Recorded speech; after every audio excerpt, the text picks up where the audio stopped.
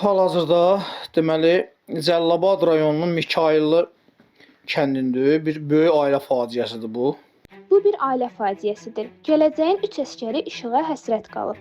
Cəlilabad rayonu Mikayıllı kənd sakini Kərimov Elnur Media TV Azmedia qrupuna müraciət edərək onun səsini aidiyyəti orqanlara çatdırmağımızı istəyir.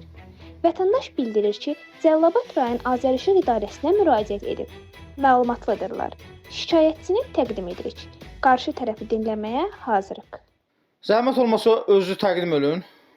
Mən Kərimov Elnur Mirsmanoğlu, Cəlilabad rayon Mikayıllı kənd sakiniyəm. Qardaşım, mənim şotçuqum tələşatçı qoyublar. 150 manat borcu var.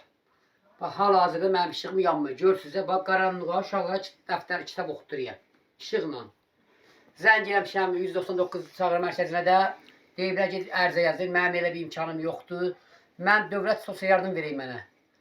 Onu verir ki, yəni dolanasın. Mən də onu alıb işığa ödəyim hər ay. Yəni hər ay ödəyəm. Ondan əlavə zəng eləm dedim, gəldilər şotçuqu dəyişdilər. Sırbağı da çəkib atmışam. Birləşik tel bir-birinə şotçuq yazış. Həqiqətən də yazı ha. Yəni mən işlətməmişəm baş. Şotçuq havada yazış. Görürsünüz, mən bu gün deyəm, bu hansı ildir, hansı zamandır mən bu gün deyəm, uşaqlara bax, dəftər, telefon işləyən yazı oxutururam mən. Elnur bəy, bax, belə sual verək də. Deməli, biz onsuz da bilirik ki, Cəlilabad rayonu Mikayıllı kəndi heç bir avadanlıqla təmin olunmayıb. Bu işıq borcu deyirsə 150 manat, bu borc nədən yaranıb? Buna əsas nəyə gətirirlər ki, borc necə yarandı bəs?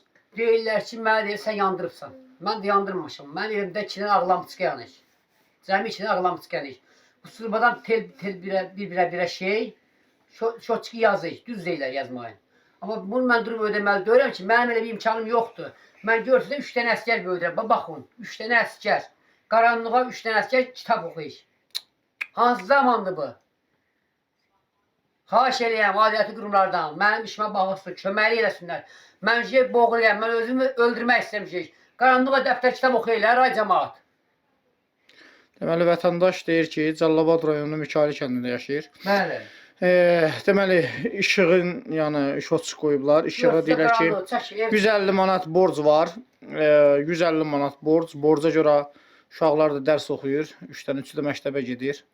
Yəni borca əsas gətirirlər. Deyirlər ki, borc tam ödənsin. Bu borc hardan yaranıb, necə yaranıb bilmirlər. Yəni bunun da səbəbləri çox səbəbli ola bilər. Ola bilər ki, bunun səbəbləri olsun 1960-da çəkilən dirəklərin istismar müddəti bitib, dirəklər yararsızdır.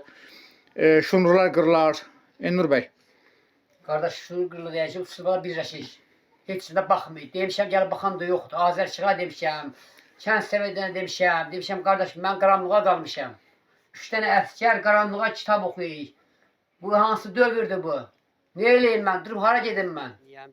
Dəfələrcə mən bu şotçuqa barəsində ərizə vermişəm, məlumat vermişəm bütün yerlərə. Mənim bir dənə televizorum yanıb, xaldeyn içim yanıb. And ola Allaha. Yanıb ha. O da şotçuqun zıvatından yanıb. Bu dəyişilən şotçuqun. İndi bunu da təzə qoyublar bura. Bu da ki 150 manat borcu var. 2 gündür mən işıqsız qalmışam. Gərək 150 manat deyir ödəyəsən işığın yana. 150 manat mənim borcum var. Hardandır bu borc? İndi tapmışam, mən borc hardandır? Qardaşım, mən də kasıb oğlanam. Mən 3 dənə əsgər böyüdüyəm. Dövlət mənə sosial yardım verir ki, mən dolanım. Ay Azərişıq Səndər Cəmiyyəti.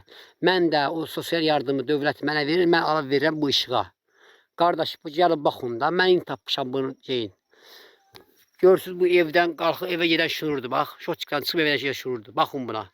İndi göstərəcəm o şunuru, görün nə gündədir, bərbad vəziyyətdədir. Mənim televizorum ondan yanıb, xaldeyn ki bundan yanıb.